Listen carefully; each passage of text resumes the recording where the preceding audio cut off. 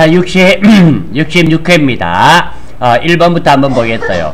자, 다음 중 재무상태표 작성에 대한 설명으로 가장 잘못된 것은, 자, 이게 사실 문제에서 보면 잘못된 것은 이란 말도 있고 가장 잘못된 것은, 이 말이 약간은 다르죠.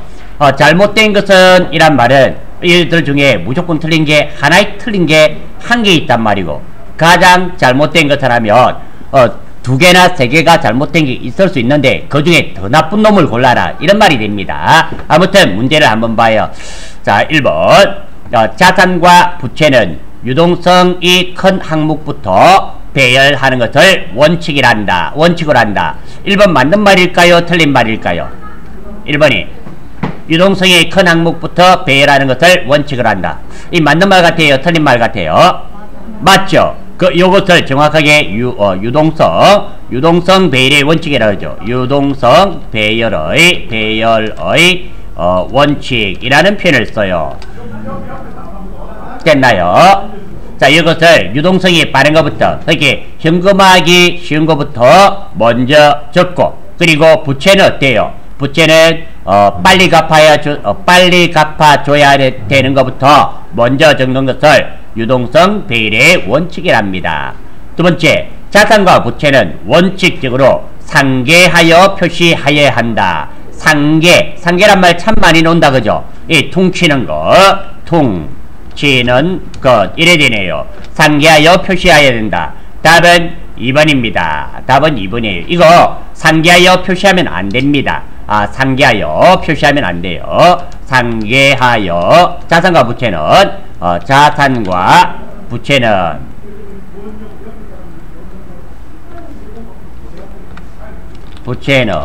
원칙적으로 상계하여 표시하지 않는다. 즉, 다시 말해서, 줄 것 얼마, 받을 것 얼마로 기재하여야 한다,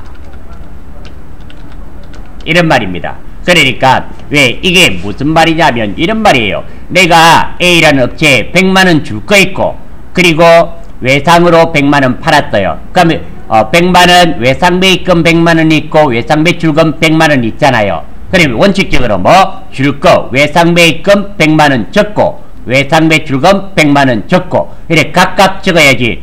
줄 거 100만원 받을 거 100만원 있네, 퉁치자해서 안 적는다, 이거는 안 된단 말입니다. 줄 거는 줄 거대로 적고 받을 거는 받을 것대로 적고, 이래 기재를 해줘야 된다. 이렇게 마음대로 퉁치면 안 된다, 이런 의미가 됩니다. 2번 이해가 되시나요? 자, 다음 3번 한번 보겠습니다. 매출채권에 대한, 자, 우리 매출채권인데요. 매출채권은 무엇을 매출채권이라 그러나요? 그렇죠. 재고자산 팔고 돈 못 받은 거, 그 매출채권 두 가지밖에 없잖아요. 외상매출금, 그리고 받을음이죠. 받을음, 이렇게 되네요. 외상매출금과 받을음에 대한 대손충당금 등은 해당 자산이나 부채에서 직접 가감하여 표시할 수 있다. 예, 이거 맞는 말입니다. 그러니까 이는 어떻게 되는가 하면 외상매출금이 외상매출금이라 쳐요. 외상매출금,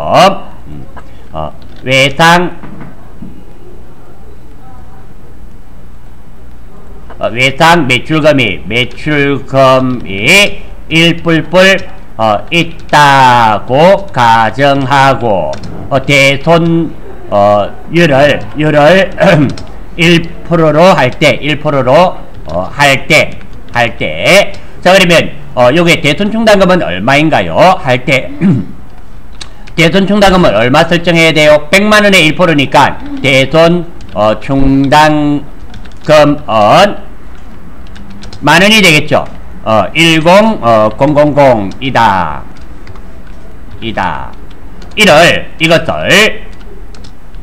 이것을 외상매출금 99만원으로 표시할 수 있다, 이런 말입니다. 그러니까 매출채권, 즉 외상 매출금과 받을음에 대한 대손 충당금 등은 해당 자산이나 부채에서 직접 가감하여 표시할 수 있다. 이런 말은 내가 외상값이 받을 게 100만원 있다고 가정하고 그래 대손율을 1%로 할 때 대손 충당금은 얼마가 돼요? 만원이 되잖아요. 1%니까 이것을 외상 매출금 99만원으로 표시하는 것을 지금 그 말을 3번에서 보기에 하고 있는 겁니다. 예, 이거 맞는 말입니다. 4번 자산과 부채는 1년을 기준으로 유동 항목과 비유동 항목으로 구분한다. 그렇죠. 유동과 비유동에 대한 구분을 하는 거네요. 유동은 재무상태표 1로부터 1년 이내, 비유동은 재무상태표 1로부터 1년 이후가 됩니다. 따라서 답은 2번이 틀렸습니다. 자산과 부채는 퉁치지 않는다. 이게 답이 되었던 거예요. 자, 항상 드리는 말씀이지만 자, 문제 1번을 예를 들면 다음 중 재무상태표의 표 작성에 대한 설명으로 가장 잘못된 것은 하면 이게 답이 틀린 것도 아셔야 되지만 맞는 것들도 중요합니다. 나중에는 이 맞는 것들이 문제로 출제가 돼요. 그래서 답만 달달달달 외우시면 곤란해집니다. 답만 달달 외우시면 곤란합니다. 맞는 것들을 좀 알아주실 수 있도록 하세요. 자, 2번 한번 볼 수 있도록 하겠습니다. 다음 중 일반 기업에게 기준에 따라 현금 및 현금성 자산으로 분류되지 않는 것은 현금성 자산이죠. 현금성 자산. 이거 너무 많이 나왔죠. 현금성 자산. 어떤 거 재무상 큰 거래 비용 없이 현금으로 전환이 용이하고 여기 있죠. 제가 교수님의 말씀에 넣은 것을 붙여 넣겠습니다. 자, 현금성 자산이라면 큰 거래 비용 없이 현금으로 전환이 용이하고 이자율 변동에 따른 위험이 경미한 금융상품으로 취득 당시 만기가 3개월 이내인 자산을 현금성 자산이랍니다. 그리고 현금은 현금이죠. 여기에 분류되지 않는 거 틀린 것을 말하네요. 이게 또 시험 문제입니다. 한번 보겠습니다. 사용 제한 기간이 1년 이내인 보통 예금. 자, 요거 답은 1번이네요. 1번은 현금성 자산이 아닙니다. 이렇게 있는 것을 우리는 담보로 제공된 것을 이런 놈을 특정 현금과 예금 그 정도 되겠네요. 여러분 특정 현금과 예금 요 정도로 아마 돼 있을 겁니다. 요 정도 되고 요것을 현금성 자산으로 하는 경우는 없어요. 답은 1번이에요. 2번 한번 볼까요? 환매채 3개월 이내 환매 조건, 그러니까 3개월 이내에 현금으로 바뀌는 이런 겁니다. 3번 취득 당시 상환일까지 기간이 3개월 이내인 상환은 순주. 아무튼 여기서는 한번 다 보세요. 3개월 이내, 다 3개월 이내죠. 다 3개월 이내입니다. 제가 이런 말 있죠. 취득 당시 만기가 몇 개월? 3개월 이내인 자산이라 그랬죠. 2번, 3번, 4번은 다 맞는 말입니다. 근데 1번이 왜 틀렸는지 한번 봐요. 요건 한번 보세요. 사용 제한 기간이 1년 이내잖아요. 맞나요? 1년 3개월하고 1년하고는 전혀 다릅니다. 전혀 달라서 일단 3개월 이내라는 조건이 틀렸어요. 그게 안 돼서 안 되고, 두 번째 이렇게 사용이 제한이 되어 있는 1년 이내인 이런 보통 예금은 특정 현금과 예금으로 따로 분류하게 되어 있습니다. 그래서 답은 1번입니다. 2번 이런 문제도 사실은 맞추어 주셔야 되는 문제입니다. 간단한 문제고. 3번 한번 보겠어요. 자, 다음 중 감가상각 대상 자산이 아닌 것은, 자, 우리 모든 유형자산과 무형자산은 감가상각이 있다 그랬습니다. 맞나요? 그런데 감가상각이 없는 게 딱 두 가지가 있다 그랬습니다. 감가상각 없는 거. 감가상각 없는 게 두 가지 있다 그랬죠. 무엇과 무엇은 감가상각이 없다 그랬네요. 상각이 없는 것 두 가지. 두 가지. 어떤 게 있었어요? 토지와 건설 중인 자산이죠. 건설 중인 자산. 이거 참 많이 들어보셨다 그죠? 들어보셨을 겁니다. 그러니까 이 문제는 보기 4개 중에서 보세요. 감가상각 대상 자산이 아닌 것은 무엇과 무엇을 찾아라? 토지와 건설 중인 자산을 찾아라. 이런 말이 됩니다. 한번 볼까요? 일시적으로 사용 중지 상태인 이는 기계장치 있습니다. 금융 리스트로 이용 중인 차량 운반구 감가상각이 있어요. 할부로 구입하여 사용 중인 비품 기계장치 당연히 감가상각이 있고 차량 운반구 감가상각이 있고 비품 감가상각이 있습니다. 사옥에 사용하기 위해 건설 중인 건물. 자, 건설 중인 건물 이게 뭐예요? 건설 중인 자산이 됩니다. 따라서 답은 4번일 수밖에 없어요. 자, 이런 문제도 처음 보는 것 같지만 그래도 우리가 했던 겁니다. 되셨나요? 1번, 2번, 3번은 우리가 여기까지 많이 다루어 본 문제입니다. 4번 한번 볼 수 있도록 해요. 자, 다음은 자본에 관한 설명이다. 잘못된 것은 자본에 관련된 겁니다. 주식을 이익으로 소각하는 경우에는 소각하는 주식의 취득 원가에 해당하는 만큼 이익잉여금을 감소시킨다. 예, 1번 맞습니다. 자, 다시 한번 더 잘 봐요. 주식을 이익으로 소각하는 경우에, 자, 즉 다시 말해서 우리가 이익을 받는데 우리 회사 주식을 소각한다. 태워버린다. 감자한단 말입니다. 되셨어요? 다시 한번 더 주식을 소각하는 경우 요거 됐었어요. 주식을 소각하는 경우에는 이 말 이해되시나요? 자, 이 주식은 우리 회사 주식을 말할까요? 남 회사 주식을 말할까요? 우리 회사 주식입니다. 남 회사 주식을 내가 왜 태워요? 태울 이유가 없죠. 그러니까 우리 회사 주식을 소각하는 경우인데 이익으로 소각하겠단 말이에요. 그러니까 우리 회사가 돈을 많이 벌어서 그 주주들의 권리를 보호하기 위해서 우리 회사 주식을 태워버렸어요.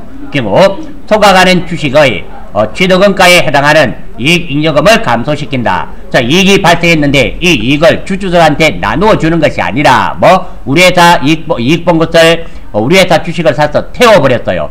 자, 그러면 선생님 왜요? 이게 우리 회사 이익을 받는데 주주들한테 나누어 주고 하면 좋지 왜 우리 회사 주식을 벌은 돈을 가지고 사서 태워버리게 됩니까? 생각을 해봐요. 우리 회사 주식에 지금 우리 회사 자본이 100억이라 가정하겠어요. 주식이 10주 있습니다. 지금 사회에 10주가 있다 쳐요. 그럼 한 주에 얼마씩입니까? 10억씩이 되죠. 근데 5주를 사서 태워버렸어요. 그러면 우리 회사 주식이 몇 주 나가 있나요? 5주밖에 없잖아요. 맞아요? 그러면 한 주 가지고 있는 사람은 주식 한 주의 가치가 얼마로 올라갔습니까? 20억 이렇게 된다는 거예요. 이렇게 주주들한테 이익을 주는 길이 돈으로만 주는 길이 아니라 여러가지 길이 있다라는 거예요. 예, 1번 맞는 말입니다.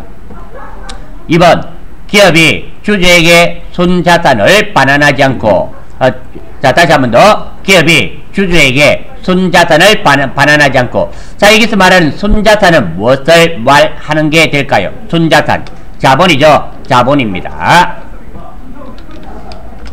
반환하지 않고 주식의 액면금액을 감소시키거나 주식의 액면금액을 감소시키거나 주식수를 감소시키는 경우, 자, 이거 주식수를 감소시키는 경우 이게 주식을 소각하는 거고 이게 감자가 되겠죠. 감자가 됩니다. 감자. 자본을 줄이는 거에 감소되는 액면금액 또는 감소되는 주식수에 해당하는 액면금액의 감자 차손으로 하며 자본 조정으로 회계 처리한다. 답은 2번입니다. 자, 우리 한번 생각을 해봐요. 자, 내가 주식을 주식수를 감소시키는 경우 감소되는 액면금액 또는 감소되는 주식수에 해당하는 만큼 액면금액을 줄이게 되면 약간씩 남는 경우가 있습니다. 이 남는 경우는 감자 차손이 아니라 남기 때문에 여러분 감자 차이라 그래요. 여기에 감자 차이. 그래서 감자 차손이란 말이 틀렸습니다. 답은 2번입니다. 기업이 이미 발행한 주식을 유상으로 재취득하여, 자, 유상이란 말은 돈을 주고 돈을 준단 말입니다. 돈을 주고 사거나 파는 것, 사거나 파는 것을 유상이란 표현을 쓰죠.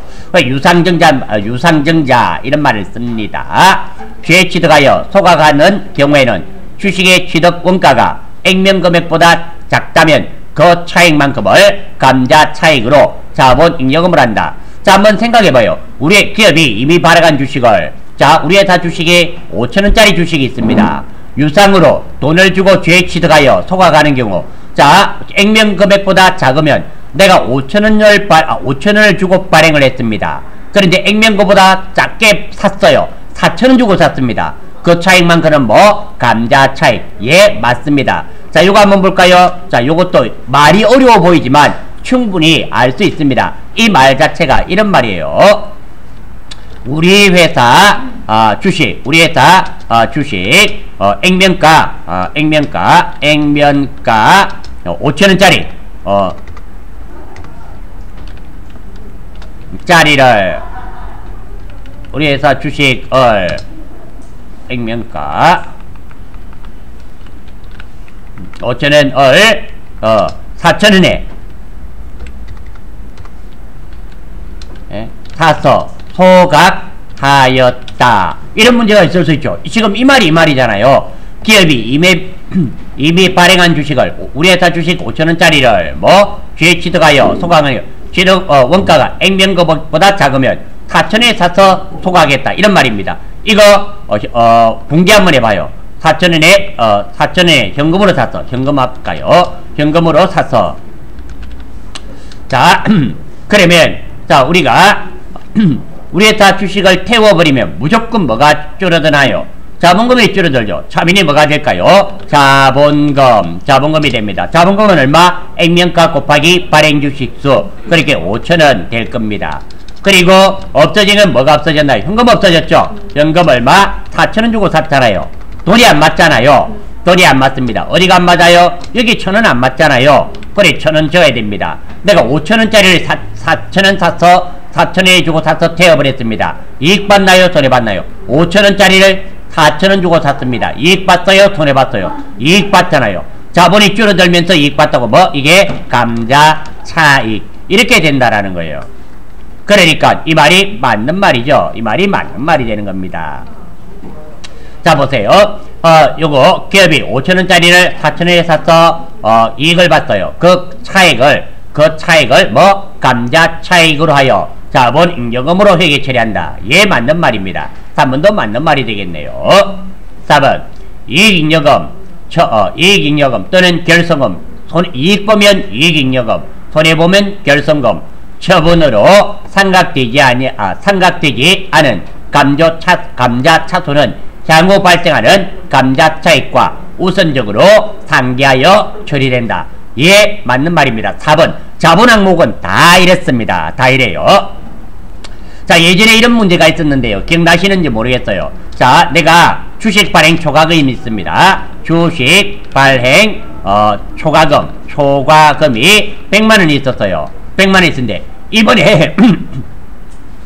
이번에 주식을 발행하면서 300만원 손해봤습니다. 그러면 여기에 주식 할인 발행 차금 300만원 이렇게 하지 않는다라는 거예요. 어떻게 하는가 하면 요 앞전에 주식 발행 초과금이 100만원 있었잖아요. 그것부터 먼저 없애고 주식 발행 초과금 얼마 대, 그리고 주식 할인 발행 차금은 얼마가 된다? 200. 이렇게 먼저 예전에 있던 주식 발행 초과금이 있었다면 이거부터 먼저 상기하고 나머지만큼 이렇게 한다. 이런 의미가 됩니다. 무엇은? 4번은 이런 의미가 되는 거예요.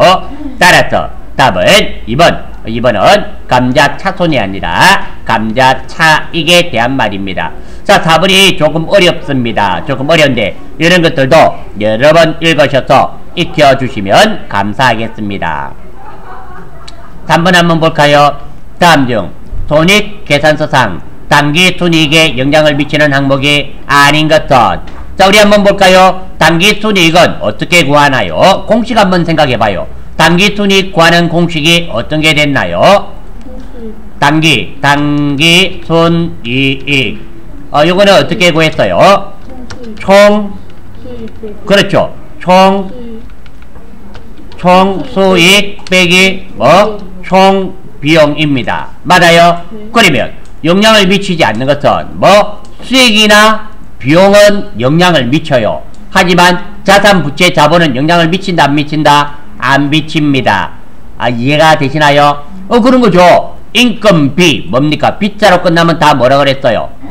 비용. 빗자로 끝나면 싹 다 비용입니다. 비용이 아닌 게 딱 하나 있죠.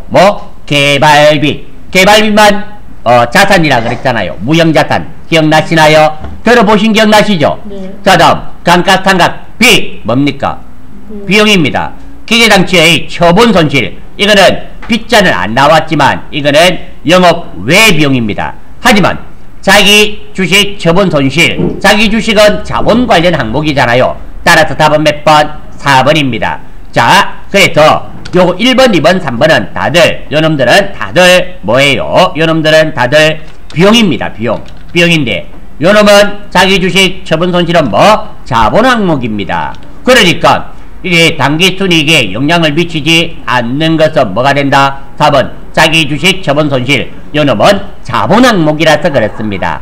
이해가 되시나요? 다시 한 번 더. 당기순이익은 총수익에서 총비용을 뺍니다. 여기에 영향을 미치지 않는 것은 수익이나 비용이 아닌 것을 골라란 말입니다. 1번, 2번, 3번은 다들 비용입니다. 하지만 4번은 뭐? 자본입니다. 그래서 답은 4번이 됩니다. 이해가 되시나요? 자, 이게 어려워 보이지만 간단한 거였죠? 이 문제를 잘 접근하시면 쉽게 찾으실 수 있습니다. 자, 다음 제조 간접비에 대한 설명으로 맞는 것은, 자, 간접비 하기 전에 이거부터 한번 볼까요? 자, 이거부터 한번 보겠습니다. 원가회계 이론에서 자, 원가의 3조 써있죠. 직접 재료비, 직접 노무비, 제조 간접비. 우리 이거 참 많이 봤다, 그죠? 이렇게 되고, 기본원가는 직접 재료비와 직접 노무비, 가공비는 직접 노무비와 제조 간접비입니다. 됐어요? 여기 직접비와 간접비가 있는데요. 직접비는 직접적으로 추적 가능한 원가로서 가장 대표적인 게 직접 재료비입니다. 간접비는 직접적으로 추적이 곤란한 원가입니다. 그게 가장 대표적인 게 제조 간접비입니다. 됐어요? 자, 그러면 여기에 나온 건 뭐예요? 여기에 나온 게 뭐? 제조 간접비에 대한 설명으로 맞는 거잖아요. 맞죠? 자, 변동비만 포함된다. 그리고 시험 실질 때 뭐만 하면 그놈은 거의 틀렸습니다. 변동비도 있지만 뭐 고정 제조 간접비, 변동 제조 간접비 다 있습니다. 그래서 1번 안 됩니다. 됐나요? 두 번째, 모든 노무비를 포함한다. 제조 간접비는 직접 노무비와 또 간접 노무비도 있습니다. 그래서 직접 노무비는 포함이 안 되죠. 간접 노무비도 해당됩니다. 틀렸어요. 가공비. 자, 가공비란 말 들어보셨나요? 가공비는 뭐 더하기 뭐가 가공비가 됩니까? 방금 했죠? 방금 여러분 이거 보여드린 거예요. 기본원가가 있고 가공비 있습니다. 직접 노무비 플러스 제조 간접비 아닙니까? 맞아요? 이거예요. 때려 가공비를 구성한단 말은 맞죠? 가공비가 무엇 더하기 무엇인데? 직접 재료비 플러스 직접 재료비가 직접 노무비 플러스 제조 간접비잖아요. 제조 간접비잖아요. 그러니까 제조 간접비는 제조 간접비에 대한 설명입니다. 가공비를 구성한다. 요 안에 가공비가 들어가 있죠. 그래서 답은 3번입니다. 다음 고정비만 한다. 아니죠. 변동비만 되는 것도 아니고 고정비만 되는 것도 아닙니다. 그래서 답은 3번이 됩니다. 이해가 되시나요? 자, 이 문제도 마찬가지입니다. 모르겠어요. 이거 여러분들 이거 모르셔서는 어떠한 경우에도 되지 않습니다. 반드시 알아주셔야 되는 거예요. 됐나요? 힘이 드시더라도 아직 시간이 많습니다. 한 일주일 남아있으니까 제가 누누이 드리는 말씀 있죠. 여러분 책 한번 보셨잖아요. 세무책 봤죠? 얼마나 두껍습니까? 근데 다 외워달란 말도 안 했어요. 그거 다 공부해야 되는 건 맞습니다. 그 중에 엑기스들만 이렇게 골라서 제가 하는데 이것마저 모르시면 제가 솔직히 부담스럽습니다. 시험 칠 때 부담스러워져요. 자, 다음 7월 3월에 원가 자료가 같을 때 잘못된 것을 고르시오. 잘못된 것을 고르시오. 틀린 거 찾아란 말이네요. 자, 이거 한번 볼까요? 직접 재료원가, 직접 재료비, 단기 총재료원가, 단기 제품 제조원가, 매출원가 이래 있네요. 맞아요? 그러면 이거 우리 공식이 있었네요. 공식 기억나시나요?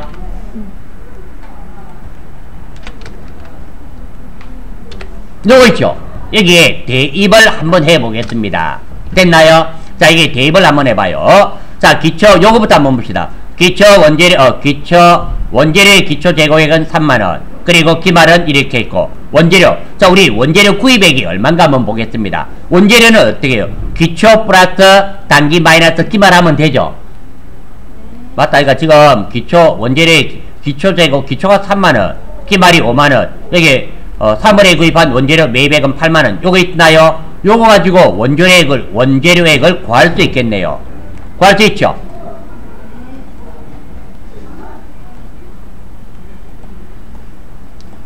자, 이거 기초 원재료 한번 보겠습니다. 기초 원재료, 원재료 값. 요거는 어떻게 돼요? 기초가 아니죠. 원재료 값. 자, 원재료는 뭐? 기초 원재료, 플러스 단기 원재료, 마이너스 기말 원재료 아닙니까? 그럼 요거 갖고 원재료를 구할 수 있어요. 기초가 얼마? 여기에 3만원. 맞아요? 3만원. 단기가 얼마라 그래요? 나와 있잖아요. 빨간색으로. 얼마? 8만원. 맞나요? 기말은 얼마인가요? 5만원. 요거 다 구하면 얼마가 됩니까? 이게 11만원에 5만원을 빼니까 얼마? 6만원이네요. 맞아요? 그게 직접 재료원가는 6만원이다. 1번 맞잖아요. 맞죠? 예, 맞아요. 이렇게 공식에 대입해서 하나씩 푸시면 돼요. 다음 두 번째. 단기 총재료원가 있네요. 맞아요? 총재료원가 있죠. 요것도 바로 요게 바로 대입 한번 해보겠습니다. 직접 재료비 원재료가 얼마였습니까? 지금 6만원 구해줬죠? 네. 예, 6만원 줬고 그 다음에 직접 노무비는 또 얼마인가 한번 봐요. 직접 노무비 더해줘야 되잖아요. 이 직접 노무비 얼마입니까? 여기 나와있네요. 얼마입니까? 6만원. 그 다음에 제조간접비는 또 얼마예요?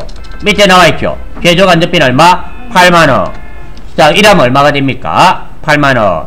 이게 얼마예요? 20만원이네요. 맞아요? 이거는 20만원. 답은 몇 번 틀렸어요? 2번 틀려버렸네요. 이 20만원이잖아요. 맞죠? 답은 2번입니다. 됐어요? 요게 틀렸어요. 요게 얼마가 된다? 20만원이잖아요. 이 공식에 대입해서 푸는 겁니다. 됐어요? 3번도 맞는지 틀린지 또 한번 봅시다. 단기 제품 제조원가잖아요. 맞죠? 단기 제품 제조원가, 기초 제공품 플러스 단기 총 제조원가 마이너스 기말이잖아요. 자, 이것도 그대로 대입 한번 해보겠습니다. 기초 제공품이 얼마입니까? 기초 제공품이 여기 나와있죠? 제공품의 기초는 얼마? 2만원. 맞아요? 2만원 더하기 그 다음에 단기 총 제조원가가 얼마였어요? 여기 구했죠? 여기 얼마? 20만원이잖아요. 2008 됐나요? 예? 네. 마이너스 기말은 또 얼마입니까? 기말은 3만원이죠. 3만원 이래 빼주면 되잖아요. 자, 이렇게 하니까 요건 얼마가 돼요? 19만원이에요. 맞네요. 1908 자, 단기 제품 제조원가는 얼마? 19만원 맞잖아요. 맞죠? 자, 다음 단기 매출원가도 한번 구해보겠습니다. 매출원가는 기초 제품 재고액이잖아요. 기초 제품 재고액이 얼마? 4만원 맞나요? 봐라, 제품의 기초 재고액 4만원이며 이거 나와있죠? 네. 나와있잖아요. 그 다음에 다음 두 번째 요거 단기 총 제조원가가 얼마였으면 19만원이었죠? 네. 여기 단기 총 제조원가 있잖아요. 우리 구했잖아요. 네. 아직 단기 제품 제조원가 있죠. 여기에 얼마? 19만원 됐어요. 빼기 기말 제품 재고액 기말 제품 재고액은 얼마? 3만원 됐나요? 요거 한번 더 해보세요. 얼마입니까? 23만원에 3만원을 빼니까 얼마? 20만원 맞잖아요. 이거 맞잖아요. 이거 답은 2번입니다 아무튼 이 문제가 어렵다, 잘 모르겠다, 안되는 사람은 답은 딱 하나입니다. 이거 모르는 거예요. 맞아요. 그게 본인이 한번 판단해 보시면 돼요. 제가 이름을 모를 수 있어요. 모르는 거 충분히 이해합니다. 자, 이 문제 내 못 풀겠다, 이해가 안 된다 하시는 분은 일단 이거 모르는 겁니다. 이게 안 되면은 이 문제는 못 푸는 거예요. 그래서 제가 참고로 자, 이 내용은 전산회계 1급에도 놓는다라는 거예요. 우리 세무 문제를 풀고 있는데 이게 처음 보느냐? 그렇진 않다라는 겁니다. 우리 전산회계 1급 하면서도 했고 다루어왔던 문제입니다. 우리가 이거 진짜 간곡하게 부탁의 말씀을 드리는데 예멸시험 치면 이 계산하는 문제 중에 이거 가지고 계산하는 문제가 최소 한두 개는 나와요. 그러니까 꼭 좀 알아야 됩니다. 꼭 좀 알아주시기를 바라겠어요. 뭐 정 안 되면 손바닥에 적어 가든지 어쨌든 이거 알기는 알아야 돼요. 자, 8번 한번 보겠습니다. 8번 다음 중 보조 부분의 원가를 최저 부분에 배분하는 기준으로 가장 적절한 것은, 자, 보조 부분의 원가가 발생하는데 최저 부분에 배분을 해줘야 됩니다. 자, 예를 한번 들어봐요. 우리가 달세를 100만원 주고 있습니다. 100만원 주고 있는데 A라는 제품과 B라는 제품을 쓰고 있어요. 만들고 있어요. 그런 경우 있죠. 자, 1000평을 쓰고 있고 달세를 100만원 주고 있습니다. 근데 A 제품을 생산하는 차지하는 비중이 한 900평을 차지하고, 그리고 B 제품은 100평을 차지합니다. 달세를 얼마 준다고? 100만원. 그럼 A에 얼마 배분하는 게 합당할까요? 50만원 50만원 반씩 쪼개서 나누는 게 합리적일까요? A는 한 90% 차지하니까 90만원, B는 10% 차지하니까 10만원, 이렇게 나눈 게 합당할까요? 많이 차지하는 것은 많이 배분하고 작게 차지하는 것은 작게 배분하는 게 합리적이잖아요. 맞죠? 그거예요. 요 중에 가장 적절한 것은 구매부, 건물만 했다고 뭐 많이 배분하고 이거 안 되죠. 수선 요집이, 수선 많이 팔면 반드시 고장이 많이 나나요? 그런 건 아니라는 거예요. 전력부, 맞죠? 전기세는 많이 쓴 데는 많이 배분하고 작게 쓴 데는 작게 배분하면 되겠죠. 따라서 답은 3번이 됩니다. 됐어요? 가장 합리적인 걸로 해주면 됩니다. 자, 이거 한번 볼까요? 인사부, 점유 면적. 점유 면적을 가지고 인사부에 사람이 많다고 해서 뭐 면적이 많이 차지한다고 해서 많이 배분하고 이랬어도 비합리적이죠. 방금처럼 봐가지고 봐요. 우리의 달세를 주고 있는데 달세 같은 거는 임차료죠. 임차료 이런 거는 뭐 많이 차지하는 데서 많이 배분하고 작게 차지하면 작게 배분하고 마찬가지잖아요. 우리 아저씨, 우리 회사에 공장 경비 아저씨가 있습니다. 이 경비 아저씨 월급도 나눠줘야 됩니다. 그럼 그 경비 아저씨가 많이 가는 데는 많이 배분해주고 작게 가는 데는 작게 배분해주고 이렇게 해주는 게 합리적이라는 겁니다. 그래서 답은 3번이 되겠습니다.